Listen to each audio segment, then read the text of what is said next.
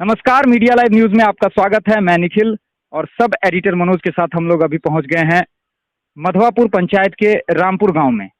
और यहाँ हमारे साथ मुफ्ती फिरोजुल कादरी मिसबाही जी हैं। मुफ्ती साहब, यह जो रोजा है इसकी बहुत ही विशिष्टता बताई जाती है। हमारे मुस्लिम धर्मावलंबियों में बहुत ही महत्ता रखता है। यह जो महीना होता है, रोजा रखा जाता है। इस रोजे का जो मूल उद्देश्य है वो थोड़ा बताएंगे आप? जी, बिस्मिल्लाहिर्रहमानिर्रहीम। क्योंकि ये रमज़ान शरीफ का जो महीना है, इसमें जो हम लोग रोज़ा रखते हैं, तो जिस तरह से और भी इबादतें हैं, जैसे नमाज है, हज है, ज़कात है, ये सब एक इबादत है। उन तमाम तर इबादतों में ये बहुत अहमियत का हामिल इसलिए भी है कि इससे कई बातें बहुत अहम तरीके से जुड़ी हुई है। एक तो ये है कि 11 महीने तक हम आज़ादी के साथ में वो चीज़ें खाते पीते हैं जो हमारे लिए हलाल है। लेकिन इस महीने में रमज़ान शरीफ में दिन में जहाँ से जहाँ तक हमको स्टार्ट से लेकर एंड तक जो रोज़ा रखना है दिन भर में, तो उसमें उन चीज़ों से भी हमको रोक दिया गया है और हम रुक जाते हैं जो हमारे लिए जायज़ हैं खाना, जिसको हम खा सकते हैं। तो एक तो ये है कि हम एक महीने में अपने रब से अपने अक़ीदे को, बल्कि अपने फ़ैज़ को कह लीजिए कि बहुत ज़्यादा मज़बूत ताल्लुक़ रखते हैं। एक बंदा अगर चाहे तो छुप के खा सकता है, पानी भी पी सकता है। मिसाल के तौर पे कोई पोखर ही में चला गया नहाने के लिए, वो डूब कर के पानी पी लेगा, लोग नहीं देखेगा। लेकिन जो रोज़ादार होगा, क्योंकि जो पानी पी लेगा वो तो रोज़ादार हुआ ही नहीं, जो खाना खा लिए रोज़ादार हुआ ही नहीं।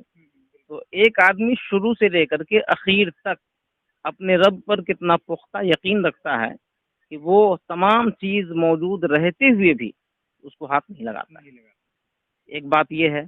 दूसरी बात ये कि इसके ज़रिए से हमें उन लोगों का भी दर्द का एहसास होता है जिसके पास में सरमाया नहीं है।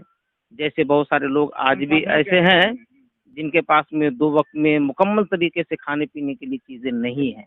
तो कम से कम इस महीने में जब हम भूखे-प्यासे रहते हैं, तमाम चीज़ होते हुए, हमारे पास में सब कुछ है, लेकिन फिर भी भूखे-प्यासे रहते हैं, तो आखिर उन गरीबों का और उन ऐसे बेबसों का हमें दर्द भी समझ में आता है, महसूस होता है कि आखिर भूख और प्यास की शिद्दत क्या चीज़ होती है।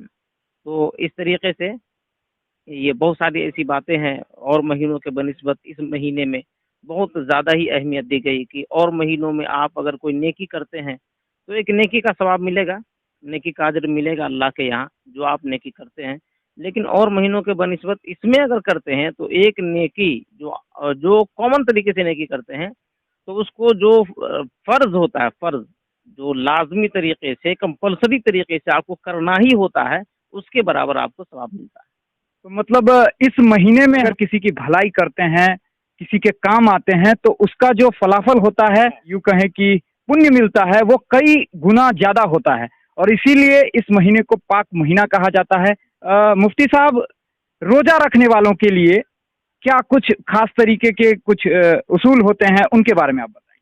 जी, रोज़ा रखने वालों के लिए 3 बुनियादी उसूल हैं इसके। एक तो ये है कि स्टार्ट से लेकर के एंड तक, यानी शुरू से लेकर के आखिर तक जो रोज़ा रखने की जो टाइमिंग है उस टाइमिंग में खाने-पीने और अपने बीवी से करीब न होने, हाँ, ये 3 चीज़ें उसके लिए लाज़िम है। तो उसका क्या है कि जो असल रोज़ा है, तो रोज़ा उसका हो जाएगा।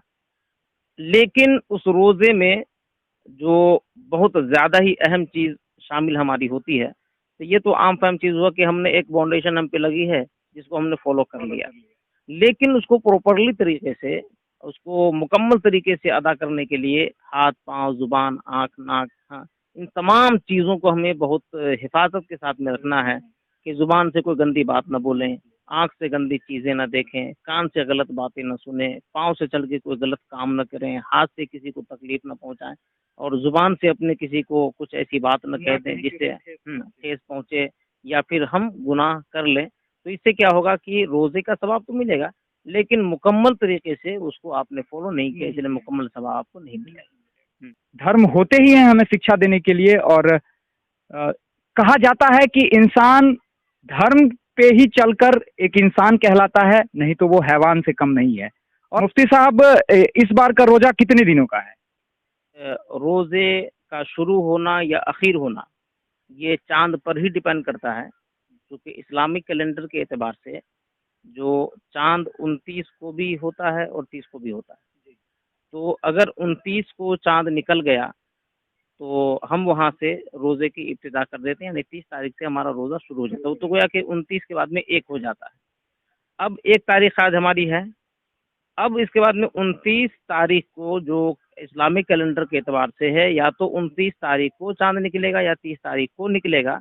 तो ये पहले से कोई श्योर नहीं होता है कि आपका 29 ही का होना है या 30 का होना है। अच्छा, एक चीज़ और बताएंगे, इसका जो टाइमिंग होता है, जैसे सहरी का और इफ्तार का भी टाइम दोनों अलग-अलग निर्धारित होते हैं। उसको सुबह सादिक बोलते हैं। सुबह सादिक का मतलब जो सुबह का टाइम होता है, आप उसको यूँ समझ लें कि जो सुबह में अज़ान की टाइमिंग जो शुरू होती है, तो वो समझ लीजिए कि वो रोज़े की इब्तिदा हो जाती है। सूरज जहाँ डूबता है, तो सूरज के डूबने की जो असल टाइमिंग होती है, वो इफ्तार का टाइम हो जाता है। ऐसा कोई मैसेज हमारे माध्यम से जो आप रोजेदारों को देना चाहते हो? जी, रोज़े के माध्यम से और बल्कि आपके माध्यम से मैं रोज़ेदारों को, तमाम रोज़ेदारों को, सबसे पहले तो मैं अहले इस्लाम को मैं मुबारकबादी दूँगा रमज़ान शरीफ की इब्तिदा पर, रमज़ान शरीफ की आमद पर।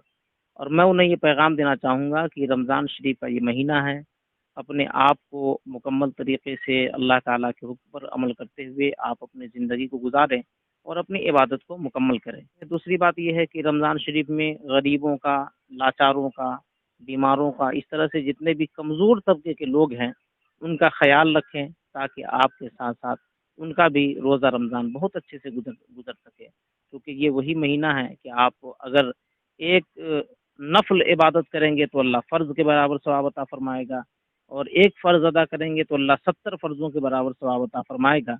और इसी तरीके से अगर आप किसी रोज़ेदार को एक घूँट पानी भी पिलाते हैं, तो रोज़ा रखने के बराबर आपको सवाब दिया जाता है, पुण्य दिया जाता है। तो इसलिए लोगों के साथ में भलाई का मामला हमेशा करें, रमज़ान शरीफ में उस बढ़-चढ़ के करें।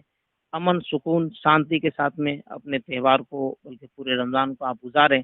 किसी तरह की कोई भी परेशानी ना आपकी तरफ से आनी चाहिए, ना दूसरे की तरफ से आवे भी तो आप उसको बर्दाश्त कर लें।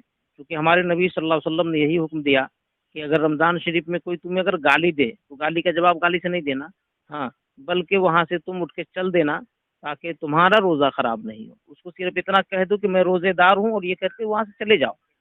तो बस ये है कि खुद अपने आप को बचाते हुए अपनी ज़िंदगी को गुज़ारें और फिर अपने रोज़े को मुकम्मल करें। बहुत बहुत धन्यवाद मुफ्ती साहब आपका। तो अभी हमारे साथ रामपुर के जामिया नबिया इस्लामिया के मुफ्ती फिरोजुल कादरी मिसबाही जी थे, और इन्होंने रोजेदारों को जो संदेश दिया है, हम उम्मीद करते हैं कि हमारे तमाम वो रोजेदार देख रहे हैं, वो उनकी कही गई बातों पर अमल करेंगे।